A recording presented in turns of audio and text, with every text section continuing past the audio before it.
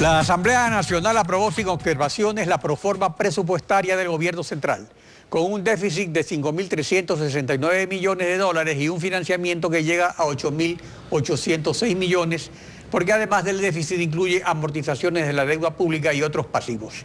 Fausto Ortiz, exministro de Economía, está con nosotros. Buenos días, bienvenido a Contacto Directo. ¿Cómo está, doctor? Buenos días, saludo cordial a la gente que escucha y ve su programa. Uno de los puntos más objetados por analistas financieros y asambleístas de oposición es cómo se clasifica como inversión rubros que tradicionalmente se han considerado gasto corriente. Al respecto, el asambleísta Virgilio Hernández, miembro de la comisión que aprobó la proforma, señaló aquí lo siguiente. Veamos. Los ingresos permanentes van a ser cerca de 24.400 millones, mientras los gastos permanentes van a ser 21.000 millones. ¿Qué significa eso? Que ahora se está cumpliendo con la norma constitucional que los gastos permanentes se pagan únicamente con los ingresos permanentes. En este año, en el país están presupuestadas inversiones que van más allá de los 8.000 millones. ¿Qué es una inversión? Una inversión es aquello que no constituye un gasto permanente y que al mismo tiempo sus réditos se ven en el mediano y largo plazo. Para nosotros, invertir en el talento humano, invertir en la educación, en la salud, no pueden ser considerados como gastos, sino son inversiones, porque el país va a ver los réditos de eso a mediano y largo plazo. A ver, ¿se puede considerar inversión los pagos en personal de educación y de salud, que es uno de los sectores donde más burócratas existen?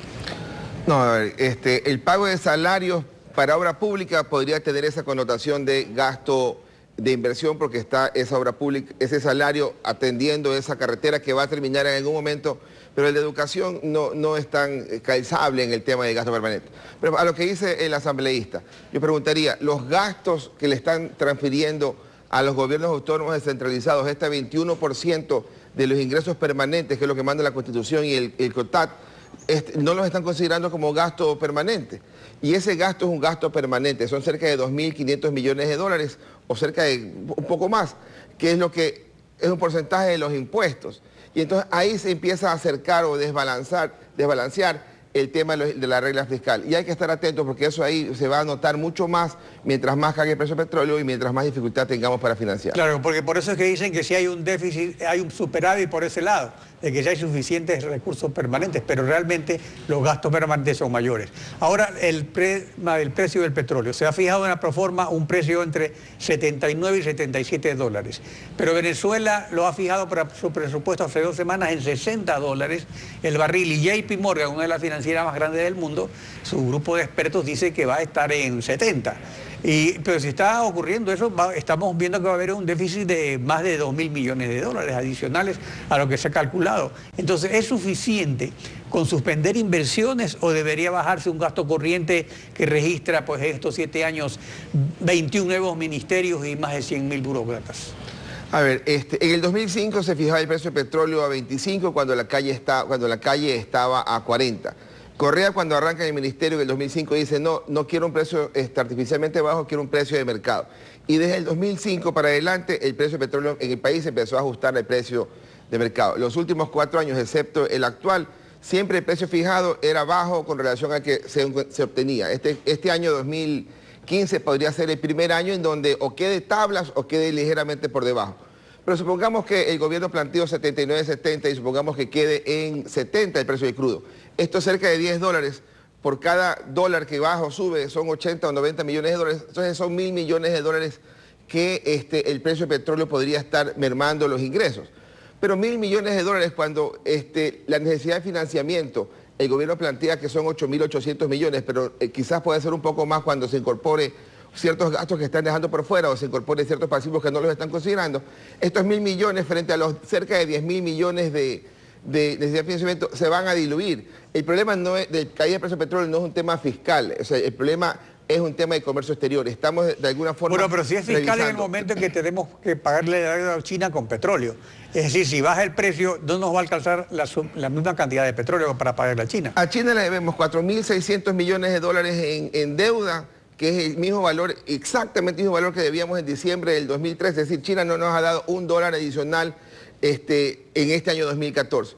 Y la deuda con China, en lo que tiene que ver con preventa, que el gobierno no la considera como deuda, ha aumentado por ahí unos 400 millones de dólares. Era 1.200 en diciembre del 2013 y ahora es 1.600 a la fecha actual. Entonces en China, redondeamos 6.000 millones de dólares.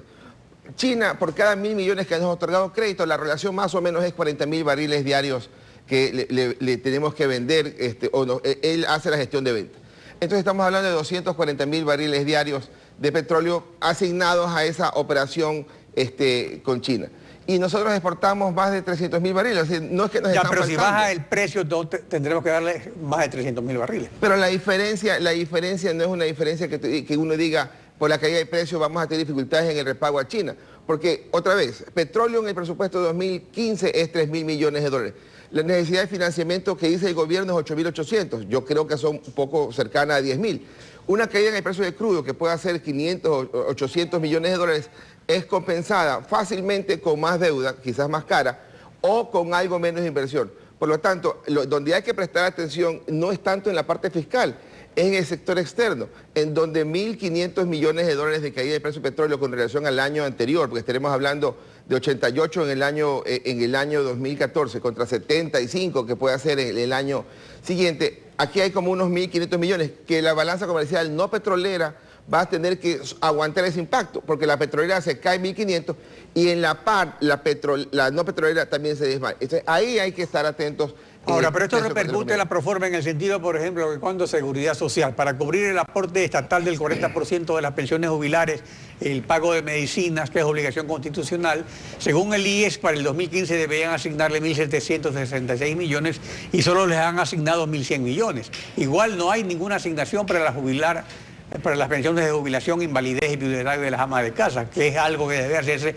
con aportes del Estado. Entonces eso es otro hueco que aparentemente sobre el cual no hay ninguna observación de la Asamblea. Sí, la Asamblea no tenemos expectativa que pueda observar algo, digamos, ¿no? Una cosa mucho más clara, mucho más matemática.